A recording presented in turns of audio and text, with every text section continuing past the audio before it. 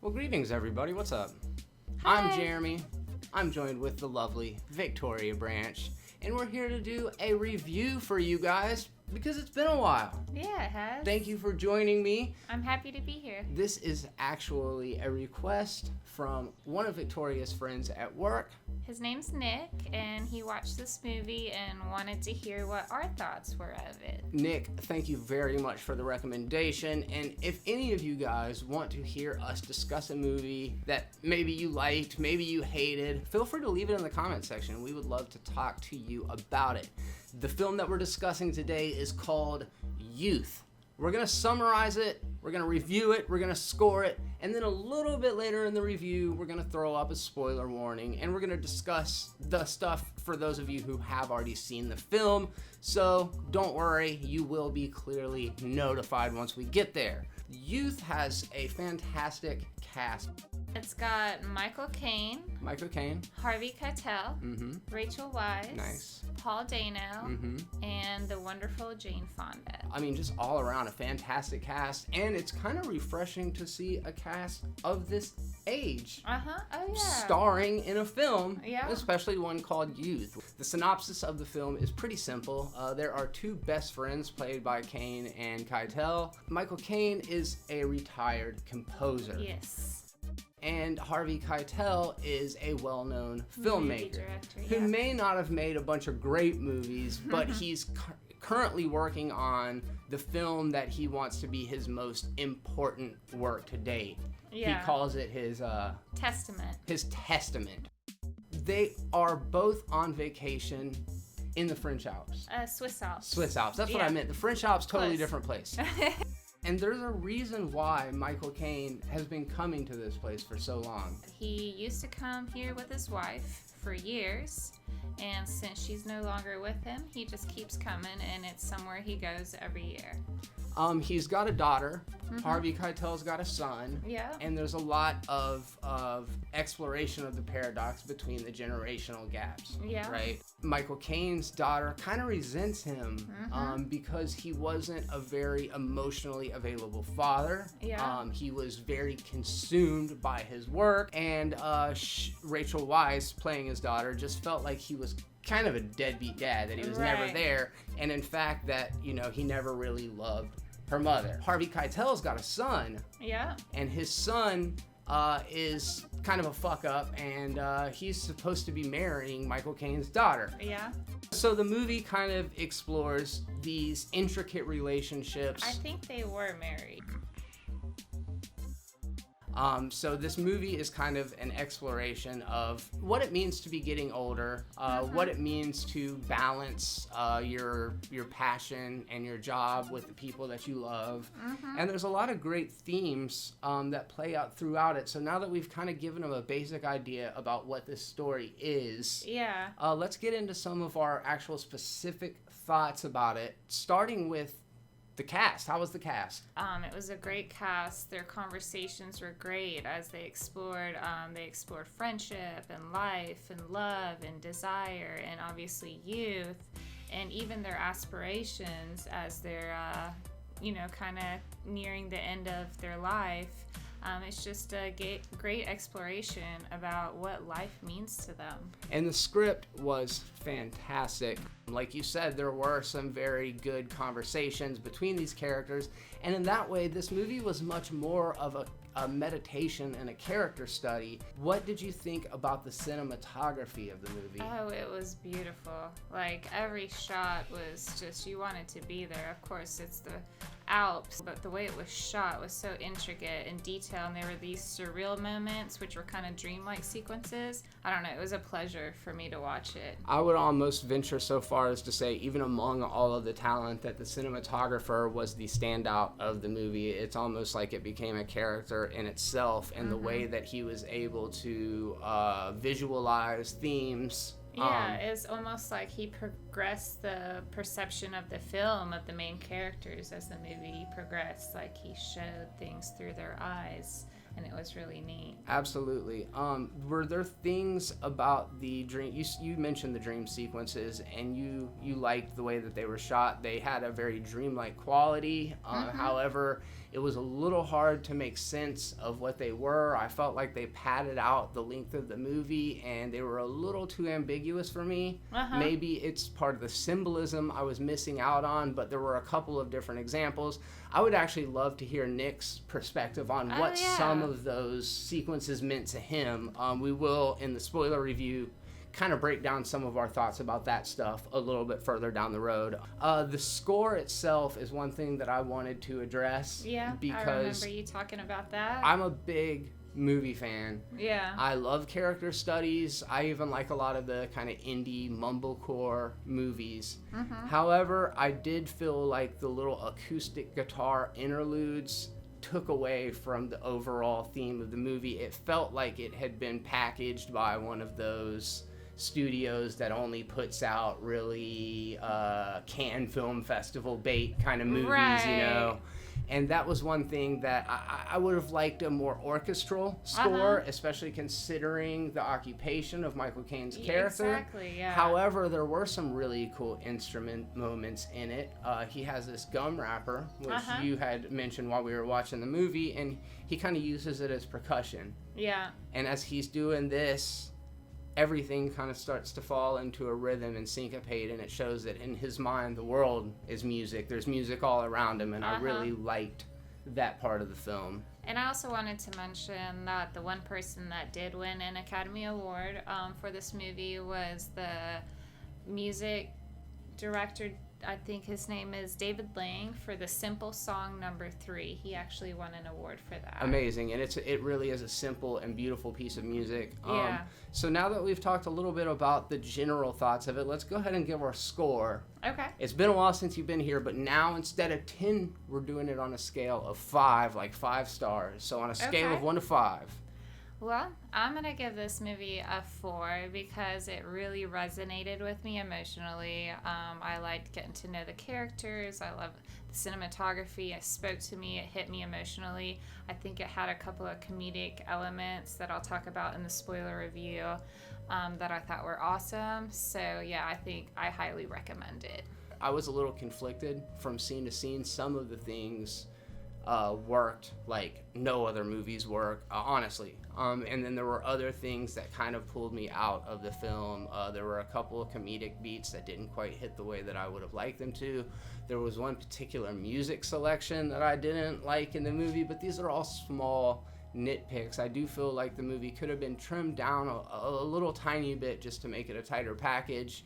But all in all, to see Harvey Keitel acting against Michael Caine, the beautiful cinematography, the great locations, and just this exploration of what it means to be alive and what it means to be human are all reasons why I definitely recommend that you watch this movie. On a scale of 1 to 5, I'm giving this film a 3.75. Woo! Yeah, definitely something I recommend. Again, Nick, thank you for the suggestion. I'm actually eager to hear your thoughts. We'll go ahead and get into the spoilers, and then I'll come back to you in just a minute.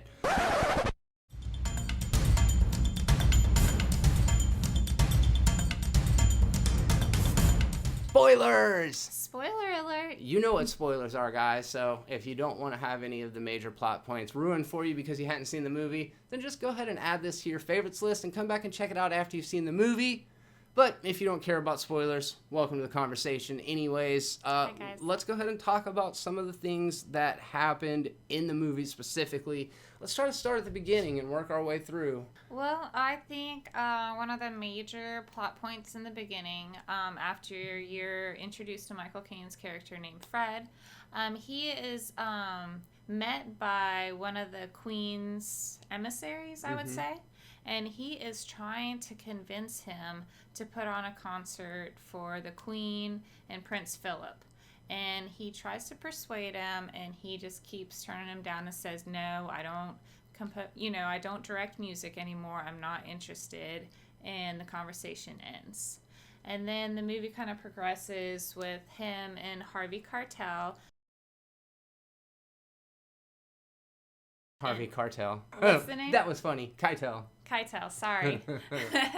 So it's a lot about their friendship and them talking about the past and their life and, what they're thinking about life now. And this is probably a good opportunity to bring up the fact that they talk about their kids a lot. Yeah. Because we talked about that on the other part. Mm-hmm. They both have children. Yeah. Rachel Wise is Michael Caine's daughter. She also works for him. Yeah, right. Mm-hmm. And then Harvey Keitel has a son who seems to be kind of successful, but he ends up leaving his wife, who is Michael Caine's daughter, for another woman. For a pop star. A horrible pop star, which was kind of funny part. Yeah. And when Harvey Keitel asked him why she left him, he says it's because she wasn't good in bed. Yeah, yeah. And unfortunately, Michael Caine has to tell his daughter that, which causes a huge falling out, and that's actually where she basically tells him what a piece of shit dad he was, and that he was never there for her or her mother, and that dropped he dead. doesn't understand her or her mother, and she just says he was never emotionally available because he was only into his music, and that was his only passion. And as the movie progresses, it seems like he kind of breaks down those emotional walls, and he starts talking to her, and he says, yeah, you're right, I don't understand emotions. I wish your mother was here to talk you through this. All I know is music. But they kind of have these moments where they connect. There's a part where the emissary comes back from the queen. After hounding him through the entire movie, periodically, he finally comes back, and he's not taking no for an answer this time. Right. He is saying, what can we do? Can we change the dates? Can we change the location? What can we do to make this happen? Is it the soprano? Is it the singer that you have a problem with? We can get you a new singer. And he's like, no, I told you I'm out of this. And then he just erupts, and he says, I can never do this again because I wrote this song for my wife. I was in love with her, and this was a love song, and she is the only one that's performed it. And his daughter's in the room, and when she hears that, she just busts out in tears. And that's like one of the most emotional, moving parts of the movie. You just like feel that raw emotion, like she gets that closure, like her dad really cared. You know, she really misunderstood loved him because he wasn't good at expressing himself. However, the fact that he kept coming back to this retreat year after year, because to commemorate his life with her, and then to think that he gave up the wealth, the money, the success, and all the respect for doing that for the queen. And it was so crazy because he's like, basically, unless you can bring my wife back from the dead, there's nothing you can do. You know what I mean? Do you understand now? And the guy's just like, shit. Yeah, I understand. Sorry about your luck. And he leaves. But that kind of opened up the door between the mother, or the father and daughter. It's like they were able to kind of rekindle their friendship, you know, which was a beautiful moment. Couple other things to touch on real quick. Early on in the film, we see this really giant fat guy who all of the paparazzi is hounding. They want his autograph, and everybody's kind of addressing him and saying they know his name, but we're never privy to who it is. Right. And then later on, we find out that he's like a soccer player. Right. Which is ludicrous because the dude's like 350 pounds. He's gigantic. But he was a pretty funny character in the movie. Paul Dano kind of represented the middle of the road. He was a young actor who really admired these two older gentlemen, and he hung out with them pretty much the entire time. It's like he wanted their advice. He wasn't hanging out with people his own age. Like he was wanting their advice on life and just hanging out with them. And he confessed to them, a kind of funny scene, that he was always remembered for playing a robot in a shitty film. And then there was the Miss Universe who ended up showing up there, and of course the older men are like kind of ogling her. She goes and tells Paul Dano's character she's a fan of his work, and he's just a total dick to her because he assumes she can't be smart and beautiful. I love that scene. She puts his ass in check real quick. And I kind of want to quote what she says, because he's like, yeah, I bet all you do is watch reality television. How do you know of my films or anything like that? And she goes, I appreciate irony, but when it is drenched in poison and the strain of it is forced, it reveals something else. Frustration. Boom. And she walks off, and he has nothing to say.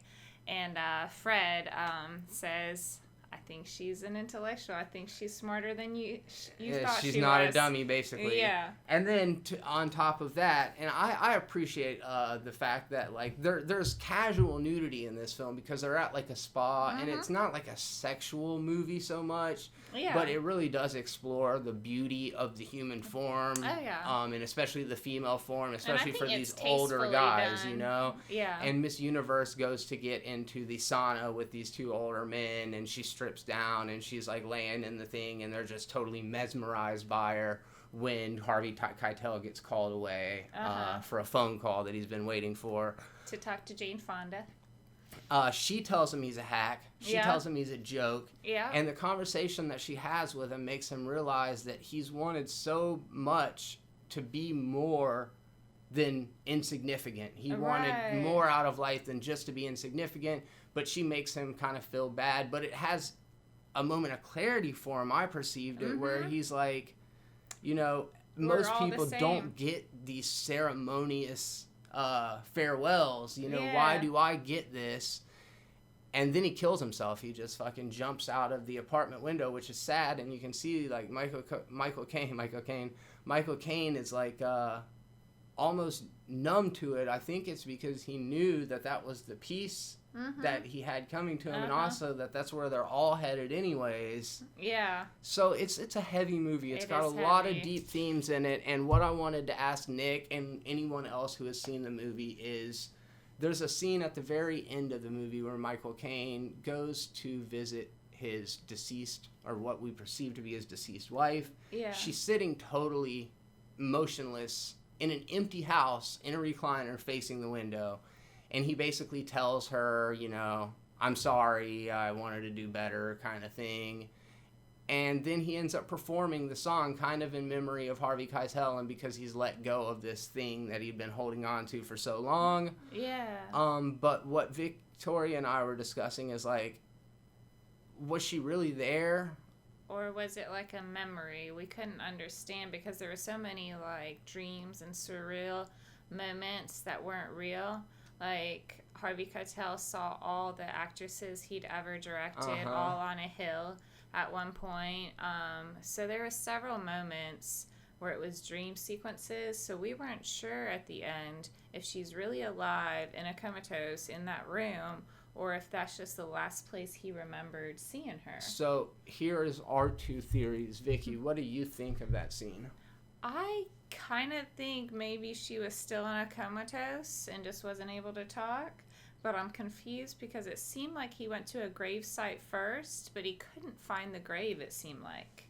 He never he never went to visit her for like 10 years, and his daughter never knew why. Yeah, so I'm not sure what happened there. The way that I kind of interpreted it, and this is after one view, so I could be totally off, but what I saw was him going back to the loft or the house that they shared together, and even though she wasn't there, it was like her presence was still there. She was still kind of waiting for that resolution, almost like a ghost, you know? Yeah. And when he went in there and he told her what he needed to say, it gave him the closure that he needed to, finish out the movie, essentially. Yeah. That's the way I perceived it. It is an ambiguous movie, so I'm not going to sit here and say that there is a right answer, but what's so fascinating about film in general, and especially about these ambiguous movies, is there's so much to talk about. It's interpretation. Yeah, this movie was great conversation. It's a piece of art. It really is. Yeah. It really is. Above all the Avengers movies that I've seen last year, this movie it's a work of art, and there needs to be more auteurs out there creating films that are personal to them and that really express the human condition. Because as much as I like explosions and action movies and aliens, every once in a while it's cool to see something that we can all relate to. So all those movies are great. It's great to have a mixture. Thank you guys for stopping by to check out this review. We do hope you enjoyed it. If you like the video, what do they do if they like the video? You click the thumbs up. Yeah, that's right. And if you dislike the video, just click the thumbs up. You click it twice if you don't like it. Leave us a comment in the comment section below, either talking about the movie Youth, or just leave a suggestion for the next review you would like to see us do. Yeah. Vicky had mentioned that you can get Youth out of Redbox. It's available on streaming Redbox and stuff right now, so you can have to find go to the it. movie theater. Yeah. Yeah. And yeah, thank you guys for coming to hang out. Check out some other videos while we have you here. Subscribe to stay up to date with all of our terrible content. And until next time, Keep it terrible.